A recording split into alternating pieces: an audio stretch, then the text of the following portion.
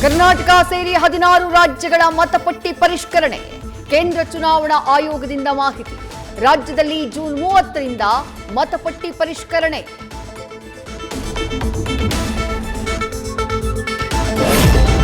ಸುದೀರ್ಘ 5 ಗಂಟೆಗಳ ಕಾಲ ವಚನಾನಂದ ಶ್ರೀ ವಿಚಾರಣೆ. ನಾನು ಕಾನೂನನ್ನ ಗೌರವಿಸ್ತೀನಿ, ಕಾನೂನು ಪಾಲಿಸ್ತೀನಿ ಎಂದ ಸ್ವಾಮೀಜಿ. ಹರಿಹರ ತಾಲೂಕು ಆಸ್ಪತ್ರೆಯಲ್ಲಿ ಶ್ರೀಗಳಿಗೆ ವೈದ್ಯಕೀಯ ಪರೀಕ್ಷೆ.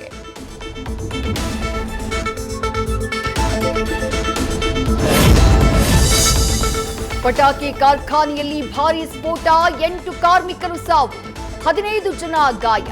ಮಧ್ಯಪ್ರದೇಶದ ದೇವಾಸ್ ಜಿಲ್ಲೆಯ ಟೋಂಗ್ ಕಲಾನ್ ಪ್ರದೇಶದಲ್ಲಿ ಘಟನೆ.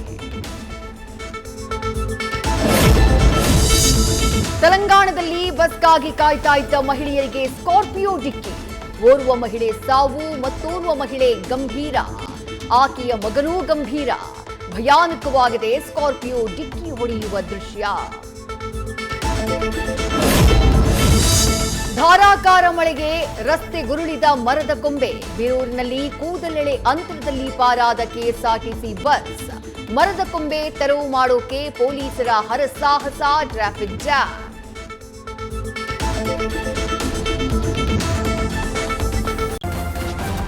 ನ್ಯೂಸ್ ಫಸ್ಟ್, ನಿರ್ಭೀತಿಯಿಂದ ನಿಮ್ಮ ಪರವಾಗಿ.